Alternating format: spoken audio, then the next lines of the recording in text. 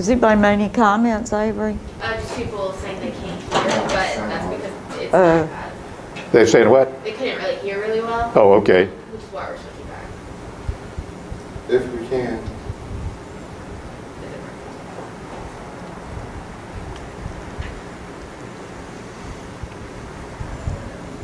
it It says it's what, man? working? Sometimes it takes us There has been cars here today for What? 9. Not as Well, I many didn't cars hear for everything you said. 9:30. Okay. Okay.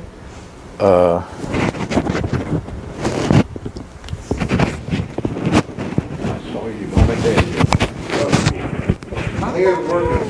Guys, give us a, ha-ha! Are we back? We're back. Yay! And I think they can hear you. What did we say? Can you hear me now? Would you That's like right. me to recite the Gettysburg Address or something to see if we've got a voice level yet? Avery ran out into the rain to check if she could hear, so Can you hear? we good? All right, good. Okay. So what's your thought? What was my thought? You said you were going to hold it right there. We talked about tradition and the tree, and it would still be Christmas. Oh yeah, it was, reminds me of two of my older golfing buddies who were out one day playing, and I wasn't with them and everything, but they told me the story. And one guy said, I've been having trouble seeing lately, and so I've had some problems with that, glasses, and I'm probably gonna have to have some surgery. So can you see the ball and tell me where it lands? And the guy said, I got perfect vision. Be happy to see the ball. I got you covered. I will go find it. Not a problem. You hit away. The guy swings, he hits it correct. It sounds beautifully. He's looking. He said, did you see it? Did you see it? He said, yeah, I saw it. He said, where'd it go? The guy said, I forgot. How bad is that? Is that bad? Well, I almost forgot about that thought I had. So, it was about, I'd pick it up with zooming. Maybe that was where I was. And you said you read something somewhere the other day. I guess, I don't know if you heard about the zooming. If not, my family, under the direction of Kim, daughter-in-law, and Jody, daughter, and whoever else is tech savvy that can add into that, will Zoom, but we won't be able to have that big old Christmas dinner all together. And so the thing I read was, in this article, at the very last line was, be careful, keep your guard up, mitigate, stay away, all the things we talk about. And it said, fast now, feast later. That ain't too bad, is it? Yeah. All these little ditties and everything that folks come up with to kind of soften the misery and everything that we're all experiencing. Somehow or another, if you can maintain an element of a sense of humor. Oh gosh, that's our greatest Which is really, gift. really hard to do. It's easy for us because we're a couple of clowns that have known each other for 50 years or so, and we've always laughed. Yes. If our relationship has anything other than our love of medicine, our love of patients, and all those years of surgery and all that stuff and everything, the one thing that connects is that joy of laughter. That's what I want. And I've been able to laugh at you easy as pie. It hadn't been hard at all. Yeah, right. You're the clown of the world. On my tombstone, I want written, she made me laugh. Because I just think laughter's so important. And if you'd like to have a sweet little laugh, as well as it being a sentimental tradition, reminder of what the season is about, the 10 o'clock service today that we will, that comes online at 10, the morning prayer. The sermon, correct me if I'm wrong, the sermon is the Advent pageant. And y'all, oh my gosh, it is the sweetest thing you have ever seen. Roger, and did you help Avery? The whole team. The whole team. Roger, I remember seeing, name everybody that was there. Well, there's Jenny and I. Jenny Bradshaw, Roger There's, Spear. I forget the name of it. Who's for Hope, which is a horse rescue. Oh, yeah. You got to repeat what I'm saying. So they won't hear me. Who's for Hope? Yep, It was it's a a horse rescue. horse rescue we And got donkey rescue. at So, Donkeys. A bajillion parents, like every kid in this show, their parent was right there with us. Bajillion parents. Wow. Bajillion. over the last almost 20 years now, as I have served a variety of churches over that period of time, some as interim for long periods of time, some as short periods, et cetera, et cetera. Every one that I served, when it came time each year for the Christmas pageant, I had the heebie-jeebies because, first of all, you have to find somebody who's willing to do it. And if anybody's ever done it before, and they see you walking up, I want to talk to you about the Christmas. They're gone. Gone. I mean, on a dead run, just boogie-woogie. And it is a tremendous amount of work. And usually the person that does it single-handed. Glad to hear that Roger had a support team to help him Well, with and that. Roger and Jenny. Yeah. And Emily. And Emily. Yeah, that's right. We don't leave anybody out here. Yeah, they do it every year. I mean, Yeah. they can't turn around and run the other way. They do it every year. And we're fortunate to have talented, educated, skilled staff folks to do it. Usually in most congregations, I think we may be just lucky as all get out and Yeah. blessed because we have y'all. So many congregations, they got like it's who's that person that made eye contact with you sitting on the front row? A mama. It's always a mama. You Yeah. always get a mama because they have some skin in the game. It has been all over the radar screen, the production, the final production. Some of them have been absolutely hilarious. I mean, you count the sheep afterwards, you know, the little bitty kids, and you always lose one. It's like the 90 and 9, and it's underneath some pew on the back row that some little kids crawl back there. Some of them, the production was, shall I say, could have been better. But the quintessential, the gold standard Christmas pageant production is right here at 2230 Walton Way, and it is, as you said, it is sweet. It is, and when you watch it, it's going to be on a TV. You can watch it anytime you want to, but pick it up so right now so you don't forget it on the 10 o'clock service virtual, and it's. I mean, Kleenex. If you're short of Kleenex, you might want to go get, I don't know, some paper towels or Don't use toilet paper, or something though. like that, because I mean, you're gonna smile, you're gonna have tears, and you're gonna go like that at the end of it. So Yeah, it's really. Post it up by itself after service. So it'll be within the service today. And then later on this afternoon, we'll post the video up by itself. oh, great! That is a great idea to do that. So Repeat it so yeah, they'll. so they don't have to, if they've already seen the morning prayer service, they can just go straight then. What is it? About 8-9 minutes? Yeah. 8 or 9 minutes. Yeah. 8 minutes. It'll be one of the best 8 minutes you'll spend this Christmas, is to check that out. Yeah. And It's very sweet. while we're on that subject, Mr. Nord, the hard-working Good Shepherd Choir, has put together lessons and carols, which I have seen some little pieces of it. It's I don't know if Emily's completely finished it up yet, putting it all together in a continuum. But it is, if you thought that Compline was good, this is really, really good. Not to take it away from that Compline, the men's choir Compline. So that will be Is it Christmas Eve at noon? Christmas Eve at noon. Christmas Eve at noon. Now, You don't have to watch it then, but it'll Right. be available then. Yeah. yep. So, and all of these things, I mean, everything we've done for the past, 10 months or so, you can go back and pick it up. It's all there in the archives. And sometimes I don't do Facebook much, and I'll just flip through and I'll just put one on there. And Bunny's sermon, I love that sermon after Robert left. That was thank you. That's one of the best sermons I've never preached. But those kinds of things like that, they're available in perpetuity. Well, it's like with the lessons and carols and the Compline and then this pageant.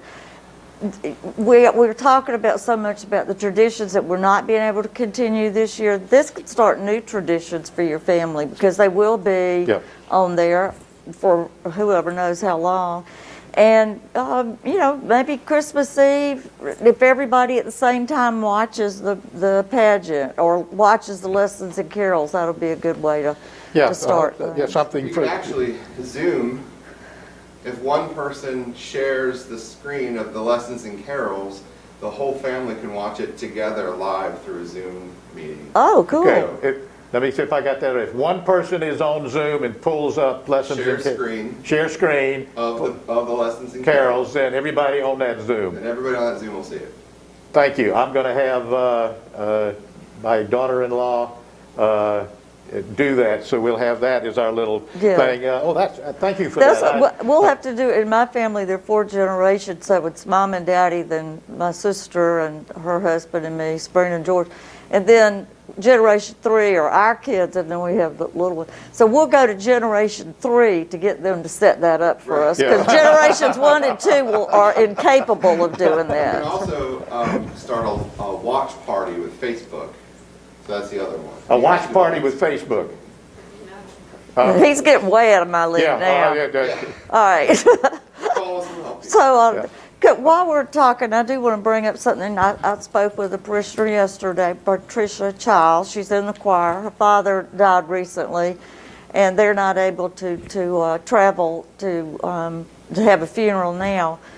And it brought up something as we talked yesterday about that when y'all call us with needs like this, that we get just as much out of the conversation, maybe more than you do. She said so many things to me yesterday as we were discussing her grief and that sort of thing, that there were just so many things I wrote down to keep in the back of my head for when I need them. And good morning. And Good morning. so what I want to ask y'all is, if you know people who might need a note or who might need a call, call them yourselves, write notes yourselves, but call us and let us know so that we can jot them a note or we can call them and, just sort of keep in contact. I know we can't know everything. We need y'all to call us and tell us when there's a parishioner or even a friend who's not a parishioner who might need a word of cheer or just something to kind of lift you up. So please help us to do that so that we can stay connected. And Let me re-emphasize that. Last week, Bunny and Lynn and the rest of us tried to come up with a list of folks that we could think of who we hadn't seen in a long time, who may live alone. or somebody in their family had Somebody in died. their family was not here this Christmas, but was here last Christmas. Those things like that. And so we, if we left anybody out, we apologize, but we tried to do the best we could in getting that list together. And so we sent cards out, and we sent a lot of cards out of Good Shepherd. Yes. We got a box in the office there. Well, there must be, 500 cards in there of all kind of occasions, and we grab one of those and send it up. But what we must know, since we don't see you on a regular basis, because usually after church, hey, how you doing? Did you know that fill in the blank is not doing well, or pet died, or something like that? Those kind of things. So we were better informed than we are now. But we want to be informed. Yeah. And we want to stay in touch and contact. Roger has his hand up. They just call the office, right? Anna and Emily will get those calls and they'll direct it to you, right? Yes. Yes. Please call the office. And it rolls over in the morning to Anna, and the afternoon to Emily. Everybody should have my email address. Yeah, I mean, every Russian and every Chinese and everybody in Far East has got my email. And They're on the website too. Yeah. Your email addresses are on the website. Okay, Yeah. all right. So there's that. We wanted to make it as easy as possible you to contact us, so we can be fully informed. So then we can be fully servants to you. Right. We miss, since we're not in the parish hall Yep. having coffee Right. anymore. We don't pick up all the little bits and pieces of news. That's one of the great losses of not having that regular contact is, I mean, it's an information highway. It really is. So please keep that in mind and keep us up to date so we can respond. I mean, you're only a cell phone call away. That's You're a keystroke. That is all. Well, Advent is concluding. Today we'll hear the gospel of how it all happened. I mean, Christmas Day, Christmas Eve, we celebrate the birth. Well, how did all that happen? Well, the angel Gabriel is going to tell you how all that happened today. So read that gospel if you don't make it to church, and live streaming at 11. And with the infection rate continuing to explode, and we know how to mitigate, I'm going to try something a little bit different at the 11 o'clock service with Eucharist. And I've talked with the canon who cleared it with the bishop. Instead of us getting close, which when we break that barrier and that potential shifting of something and touch, I'm going to put a little table out there, and those that come up at 11, I'm going to put it down there and then come up and get it and go. And they said it'll all be consecrated the usual way. I mean, we're going to follow the rubrics.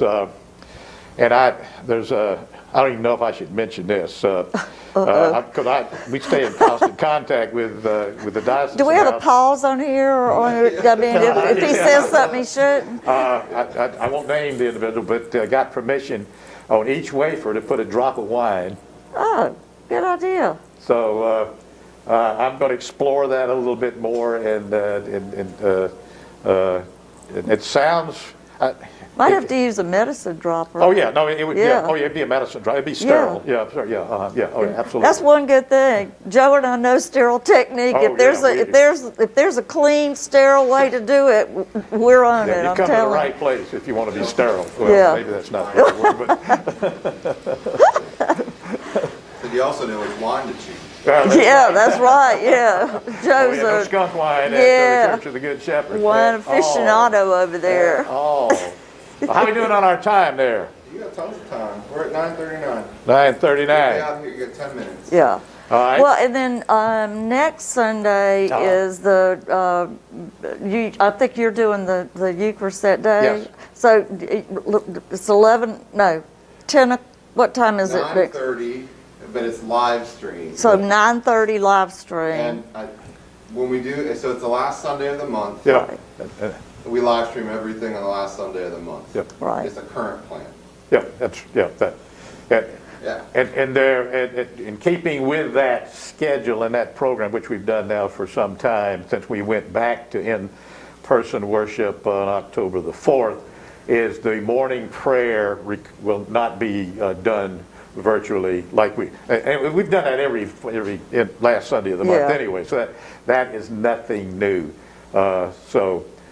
In order to tune in, you'll need to go to the live stream, which it's just as easy to do as the virtual. One thing we might want to mention too, it was in the Shepherd's Fold, I think, that the canon to the bishop was coming up to be here today to speak. But obviously, she's not here, but we didn't have time to send anything out about that. So we just wanted to know. She was watching. She was? Oh, Okay, oh, good, well, good. Hey, Lauren. She still might be if you say something. Hey, Lauren, how are you? We miss you. We miss you very much. I was looking forward to that because Lauren was here a good while back and kind of cut her teeth here at Good Shepherd. She and Harriet Deeds are great friends. And then Lauren went on to all sorts of bigger and better things. One thing we did do for her, we found her husband while she was here. So Ian Lash. And that enabled her to have two little boys. And So. now they got two sweet, precious boys. Yeah, absolutely. Yeah, So- some people may not know that she was a priest here. I don't remember what the years were. I don't remember, but we were all a lot younger then, I will say that. It's been a good while. It's been a very good while since then. Yeah, and just some people, I was hoping if Lauren was here, she could explain to us, because she's a canon to the ordinary. And they say, well, what in the world is a canon to the ordinary? Well, at a church like us, we have a staff and we have people of various and sundry skill sets, education, and so forth that are charged with certain duties and so forth. The bishop's office has that same kind of hierarchy there, and the canon to the ordinary is the bishop's deputy, the bishop's right hand. I started to say right hand man, right hand girl, right hand priest, and actually speaks a lot for the bishop, and the bishop can't hardly do without a canon. And Bishop Ben Hayes was lucky, boy, he chose well when he chose Frank Logue to be his canon to the ordinary, because Frank was basically the assistant bishop for many, many, many years. And so that's why the Diocese of Georgia was excited and pleased that he was willing to run as a candidate for the 11th bishop of the diocese, because you'd be hard pressed to find somebody as experienced as Frank Logue brought to the table as bishop. Now, having said all that, he might wish that he hadn't have done this, because how would you like to take over as bishop of a diocese as large as the Diocese of Georgia? By the way, Georgia's the second largest state or the first largest state east of the Mississippi, so we're pretty big. And then inherit that under these circumstances with this pandemic. And how to do church during the pandemic is exquisitely, I mean, we beat our heads against the wall. We talk about it all the time. How can we do church and do it, I almost use the word safely. I don't like the word safe when it comes to this virus. With a minimal risk, let me put it that way, or minimizing risk. But Frank is he is just doing such a great job as we knew he would, and even the smartest thing Bishop Ben Hayes did would hire Frank. Smartest thing Frank did was hire Lauren. So the diocese is in good hands, and we miss you, Lauren. We hope to see you sometime in the first of the year, and renew old acquaintances and get all nostalgic and talk about things and how great it was. Might have been great, it might not have been great. I don't know. When you get nostalgic, it was always great, wasn't it? Deja vu isn't always what it's not what it used to be. It's not what it's cracked Yeah, up to that's be. right. Exactly So there right. you go. That is exactly right. But hope you're well, Esty and the kids. And we also, think we're going to have some changes too when Ted gets here. Father Clarkson and. Well, let me. I'm glad you said that. I meant to mention it earlier. Father Clarkson has agreed to do 2 Christmas Eve services. Let me get this right here. It's the 6 and 8. 6 and 8, yes, right. 6 and 8.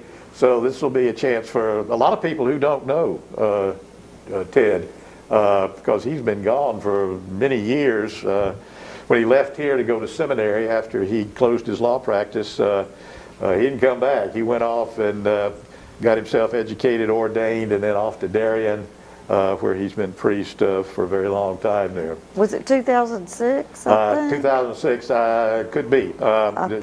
Don't push me in a corner on that one.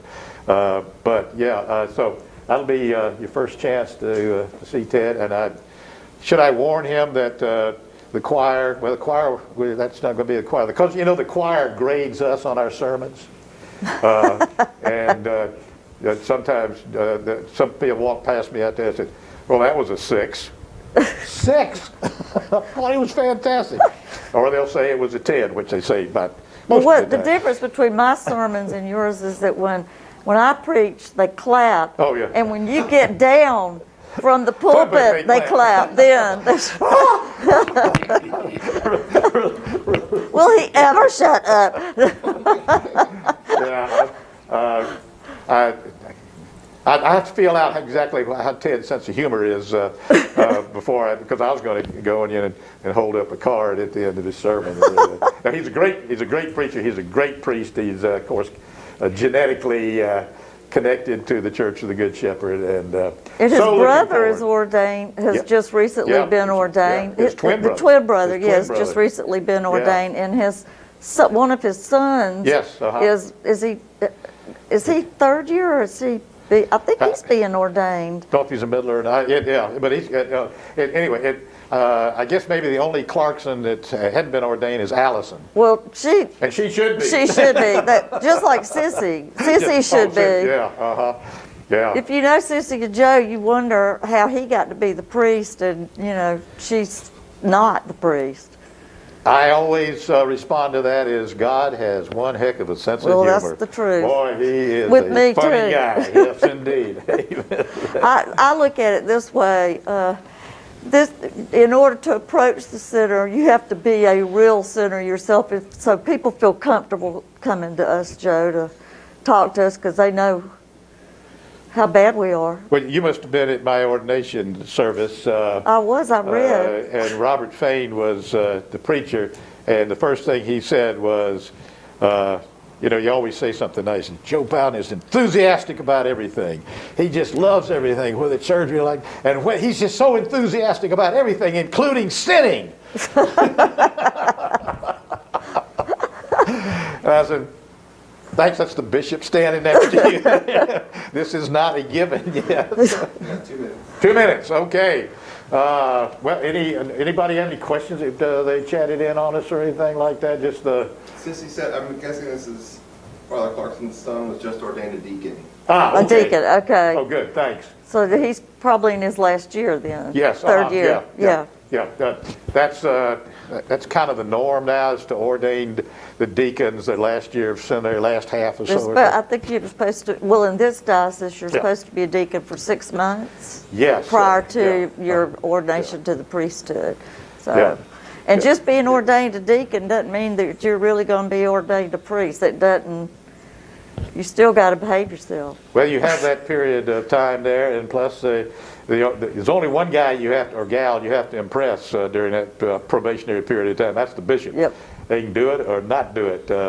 Fortunately, I don't know anybody that has been disqualified, but I'm sure that's happened over time and everything.